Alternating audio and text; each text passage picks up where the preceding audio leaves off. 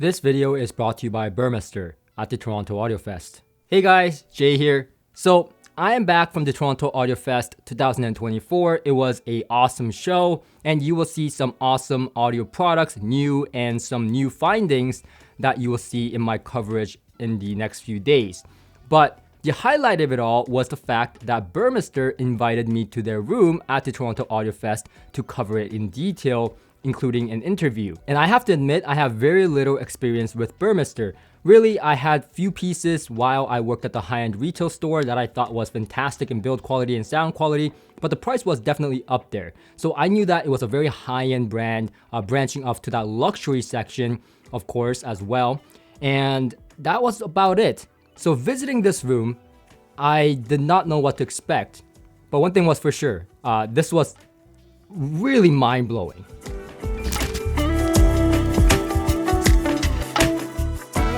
Now, my experience with the Burmester room was nothing but exceptional, but I will have to address the elephant in the room first, which is the fact that Burmester's system is not for everyone. It is very up there in terms of price category, and it is definitely more than just high-end audio. It is luxury audio. And you'll see exactly what I mean looking at this system.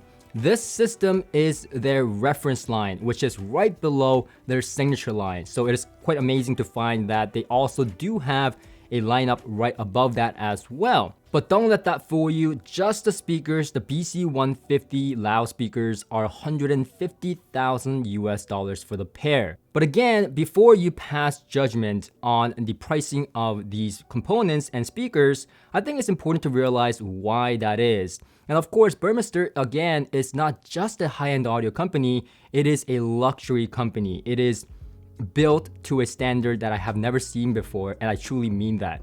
You know, a lot of the times I get products in here and they have great build quality. I mean, there's nothing to complain about. But when you see a Burmester piece, it's simply audio jewelry. Like, there's quality and then there's Burmester, right? I've never seen a higher scale of build quality in this industry. And that is the kind of experience that I was personally looking for.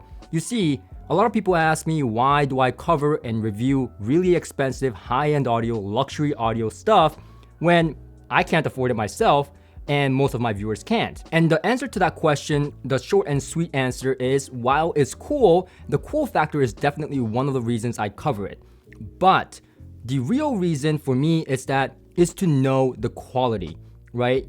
Like I said, when I worked at the high-end audio store before, I didn't know what high-end audio meant. I didn't know a higher degree of, build quality, sound quality, what that really was until I experienced it, felt it, touched it, kind of digested it.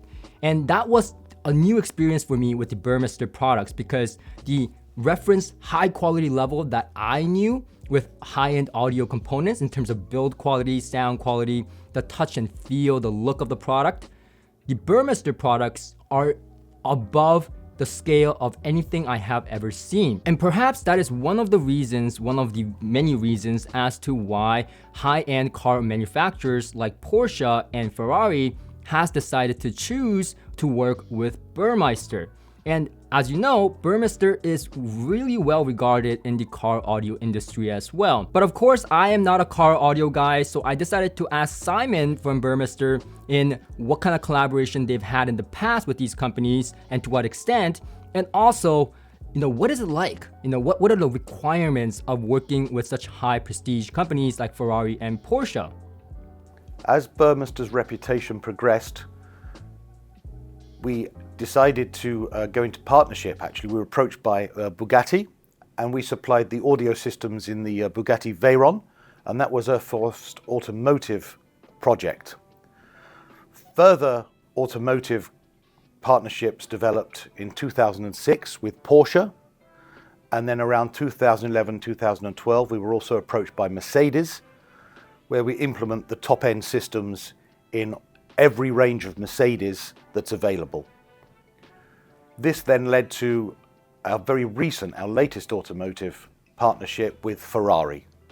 So we work with 3 incredibly impressive marks and brands there.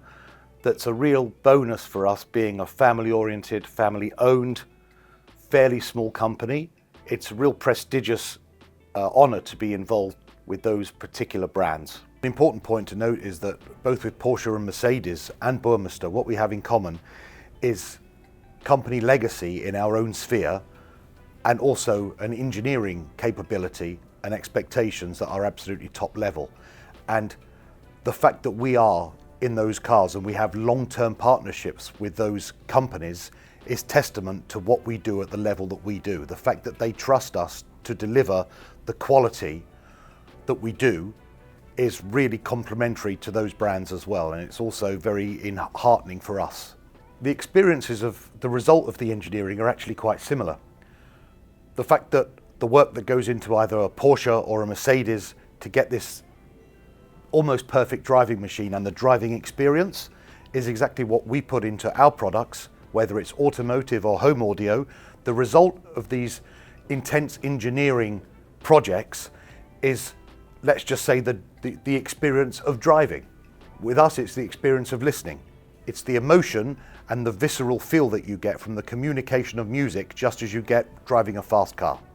And of course, with that kind of pedigree and expectation, where it's made and the absolute control over their product is important. So I asked Simon, where are their products made? Where are the Burmester products crafted? Burmester is a German legacy engineering company, and in our products, everything there, materials, components, etc., are basically German. We work with other German manufacturers. The components are Mundorf, which is a highly respected German manufacturer of electrical components. They also sound highly superior. This all adds to the integrity of the brand and the fact that German engineering is classed worldwide as being a gold standard, a reference standard for electronic audio products. Now, honestly speaking, every component in the system was worth talking about. I really wanted to dive deep into each individual component, but of course there was a time issue, right? It's an audio show, and also this video can be only certain length long. Nobody wants to watch a 2-hour video of each individual component, or maybe you guys do. Let me know in the comments. But I wanted to ask Eric at least about the BC150 loudspeakers. Yes, the $150,000 loudspeakers. So this is what Eric had to say. So like all the rest of our products, the BC150 is made in Berlin, and it's made to a standard of quality that is on par with the rest of the products. That means we source everything in that speaker from German suppliers. We have spent a lot of time, especially on the design of the AMTs that we use for the high frequency reproductions. That AMT is one of our designs. We specify it and we have it made by Mundorf. The crossover components, the passive components in the crossover are also made by Mundorf, but we shoot for the best of the best of what Mundorf has to offer. And we have worked on that crossover in a way that it's mechanically decoupled from the rest of the speaker, so that the vibrations from the drivers don't interfere with the passive components. Everything that we have done with that speaker was going the extra mile in every single compartment of the design of that product. Now in this room, something amazing happened, at least for me. And that was the fact that Francis Choiniere, who is a dear friend of mine, but also an amazing world-renowned conductor, played his first piano album for the first time in this room with the Burmester system. And so he played about 2 pieces, and then it was played back with the Burmester system. And piano is one of those instruments that is very hard to recreate with a high-end system, or hi-fi system, I should say, from experience. It's something that, to me, is incredibly hard to portray realistically for a hi-fi system, regardless of the price point. But something got me. The Burmester system, even though in this room, it wasn't as optimal setup as you would imagine, it was able to really recreate that experience, and it was definitely the best, if not one of the best, system at the show. And of course, this is not a review. I don't review things at shows anyways. But the fact that Francis Choiniere played the piano and then it was played right back with the Burmester system and I was able to A/B it right there and then, and the fact that the Burmester system to me sounded really realistic, like the real thing, was a mesmerizing experience. And I'm not just talking about the tone, the notes, but the weight, the recording that Francis Choiniere had recorded was played back with such depth, such musicality, and such big sound. And that's how I personally would describe Burmester sound. If someone asked me what is one word to describe the Burmester sound, it is a big sound. It is a big, enveloping, huge scale of a sound. Once again, this is not a review, but one of the factors into why that was more musical for me, why it was more connected and why the piano sounded more realistic to me was perhaps due to that rare firing tweeter. That also has an adjustable dial in the back to adjust the level of this tweeter. And I'll be the first one to say I cannot afford the BC150, at least not now. But I can take hints from such high-end companies to perhaps add rare firing tweeters, separate rare firing tweeters in my system. Experiencing and understanding the high-end audio components, like from Burmester, helps me get inspired to do something in my system that I haven't thought of before. And this time it was a rare firing tweeter, and I'm very much interested in checking that out and experimenting in my personal system. Now, I've had my impressions of the Burmester system and I've told them to you just now, but I was personally curious as to what Eric had to say about the Burmester system. What is the sound? What is the Burmester sound that they go for? One thing about all products, if you don't like the sound of one of them, you won't like the sound of any of them. If you like the sound of one of them, you will love all of them. And then it's a long journey to the top. We've never been after the utmost detail or, the last bit of transparency. The Burmester sound has always been about being engaging, about delivering music to you. It's not an intellectual experience, listening experience. It's actually delivering music to you, to engulf you in music and in emotion. That's what it is about. It's a big sound. It's sweet and muscular at the same time. That is what the Burmester sound is about. Now, Burmester was kind enough to give me an open invitation to visit the factory in Berlin, so I might take up on that offer really soon. But before that, I was really curious as to the process it takes to building a Burmester product, the care and attention. What is the process like? Okay, so everything is handmade in Berlin. We have two locations. In one of these, we work on a board at a board level, at a component level, where all the PCBs are still hand populated. Then those boards are tested. If they pass the first QC test, they go in stock, and every time we have an order, we build your product on order by hand. So that product is assembled. It goes to a bench for measurements. It's a big tower that takes about 300 measurements roughly for a product. It is then sent for breaking. All the amps, for example, are played at nominal power, which is full tilt for 100 hours.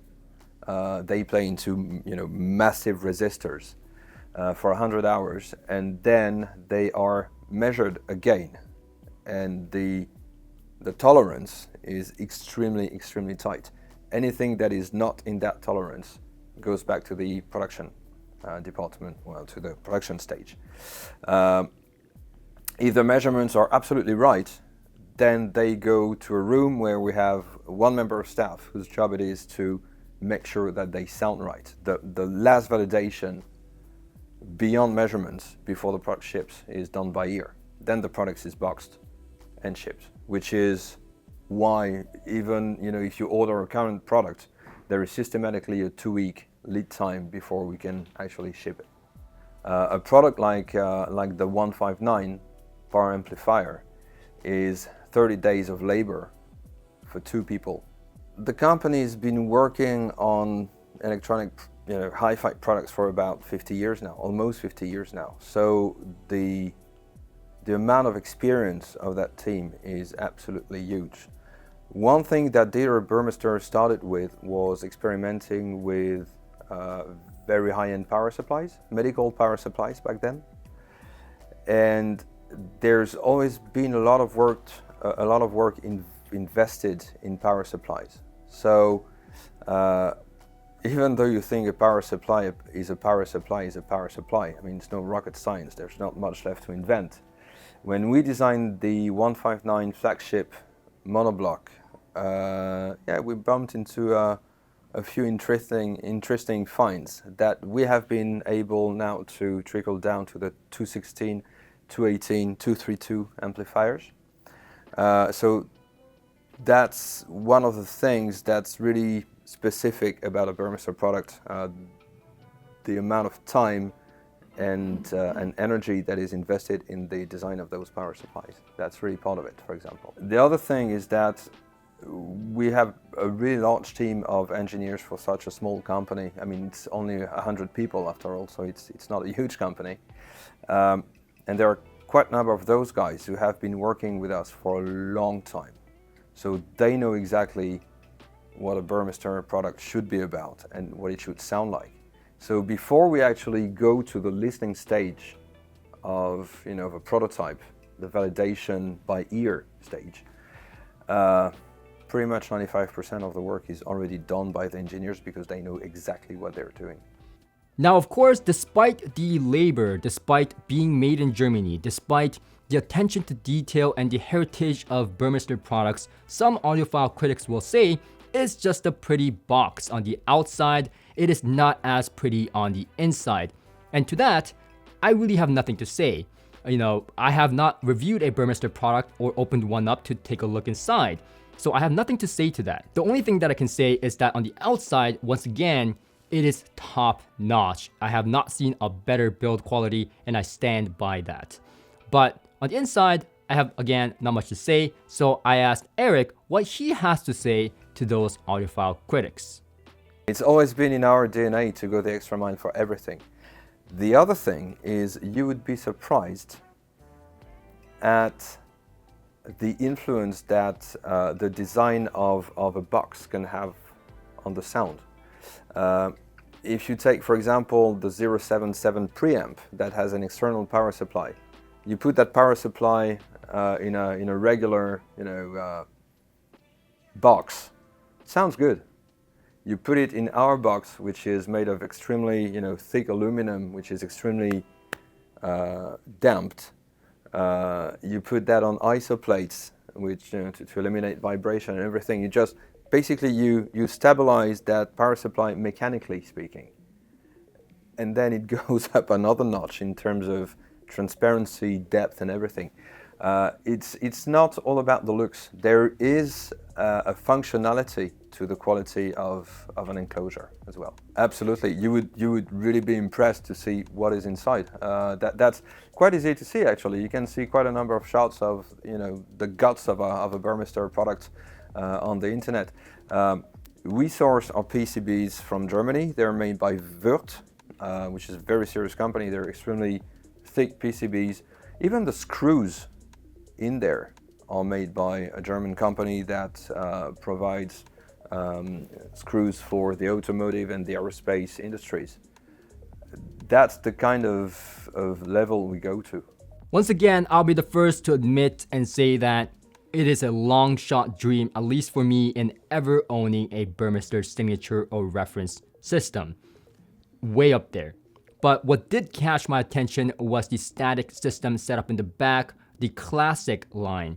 And of course, the price point is still way up there, but the 232 integrated amplifier was something perhaps I can look forward to, perhaps dream of achieving once I retire and my hair goes gray perhaps, and eat lots of instant ramen to save up that money. But the real cool thing about the 232 integrated amplifier is that it's a fully modular unit, much like their other kind of components that kind of have that modularity. One example would be their 808 Mark V preamplifier. So the real cool thing about this unit, at least for me, was the fact that you can get it as a pure analog, just preamplifier and amplifier integrated amplifier, or you can add a DAC module to have DAC and streaming capability. So basically you have an all-in-one streamer setup right there.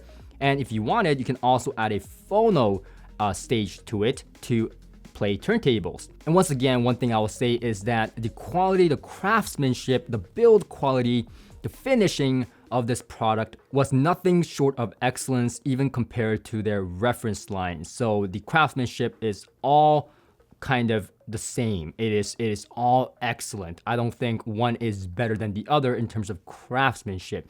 All of them are equally breathtaking. Now, the 232 integrated amplifier was something I was particularly interested in that I didn't get to hear and play around with much, but I just turned the knob and I could feel the quality. It was absolutely insane. But I wanted to learn more about it, so I asked Eric if he can give me a little bit more information on the 232. So the idea with the 232, with the ability to offer streaming DAC modules and a phono module, we know that those technologies evolve. So behind the modularity, there were two aspects to that modularity. It was the ability to give people an opportunity to choose how they wanted their product, and the other one was durability and longevity. So having that streamer DAC as a module ensures that when the technology evolves, or if anything happens to the supplier, we will have the ability to change that module to a better one. We have also selected suppliers that came with a warranty that they would be able to supply parts for that product for 20 years at least. All the passive components you will find in there will be German components. The transformer is made by a German company that is really at the top of its game. The transistors come from Germany. The aluminum is sourced from a German supplier. The PCBs, everything basically. Yeah, it's exactly the same kind of quality level as you will find on the top level product. The 232 integrated amp is part of a classic line. We have 4 lines of products at Burmester. We have the classic line, which is our entry-level line. Then the top line, the reference line that we are using in the system behind me. And then on top of everything, we have the signature line, which is our flagship products. Those products are made, whether from the classic line or the signature line, they are made by the same people in the same location by hand in Berlin. What is great about the 232 is that with the app that we have designed in-house, you can control either the 232 or the 111 or the 151 music servers. And what we've tried to do with that app is to make things that are complex as simple and as user-friendly as possible. And we've succeeded to do that. It's an extremely easy machine to use. And it delivers extremely high performance like every other Burmester product. Now you will realize that the green finish is quite eye-catching with the 232 and the classic system in the back of the room there. Now this green finish isn't the only finish they offer. In fact, they have something called a bespoke program, which is essentially allowing you to pick and choose whatever finish you want on all of their products. So I asked Eric to explain to me a little bit more about the bespoke program, and I thought it was super cool. So one of the systems that we have brought here today that has attracted a lot of attention is that bespoke system we have at the other end of the room there. When you go to Porsche and you go and choose a car, you can choose absolutely everything about the finish of your car. Options are endless. You can choose the materials, the colors, for everything. And we realized that no one was actually offering that kind of customizing options in our industry. The idea with Bespoke is not about offering limited editions in, you know, a special finish with a special material or a special color. The idea with Bespoke is to actually involve the client into the design of their products. If you're on a product that pops up completely in your interior, we'll help you design that. If you're on a product that blends in completely with your interior and reuses, you know, the same wood as your furniture or the same fabric as your sofa, for example, we can do that. The idea really has to come from the end user. Bespoke is a program that spans all over the ranges, from, you know, the B18 speaker to the BC350, from the 102 amplifier to the 159, and we can do pretty much anything. If it's technically possible, we will do it. If you want gold foil on your speakers, we can do it. We're delivering at the moment a pair of 909s in rose gold anodized aluminum. We're delivering 2 808s in Thailand, finished in gold plating, like proper gold plating. We're not talking about anodizing or anything, it's proper gold plating. We had speakers finished in precious woods. We had artists painting on some speakers. Whether you want leather, wood veneer, stone, we can really go crazy with those. So my main takeaway in visiting the Burmester room at the Toronto Audio Fest, my experience tells me that Burmester products are more than just high-end audio. They're luxury. They have to be excellent in all aspects, not just sound quality, not just build quality, finishing, touch, feel, the customizability, and much, much more. And much like a supercar that I would probably never be able to own, Burmester product is kind of like that. It was something of a mesmerizing experience, a learning experience for me on developing a new standard of what high-end luxury, build quality, sound quality, and the craftsmanship, the care that goes into a product like Burmester. So again, it was a learning experience for me, and it was so cool to experience it in person. It was much like, I can say, driving a Ferrari or a really high-end Porsche car for the first time and just going down that racetrack. That's what it felt like, and I would say it was an amazing experience. And I really look forward to checking out their factory in Berlin if chances allow, and telling you guys about my experience for that. I think that's gonna be amazing. But let me know in the comments what you think. Thank you for watching. Thank you for following me on this journey, and I'll see you guys on my next video. Until next time, make sure to subscribe, and I'll see you on the next one.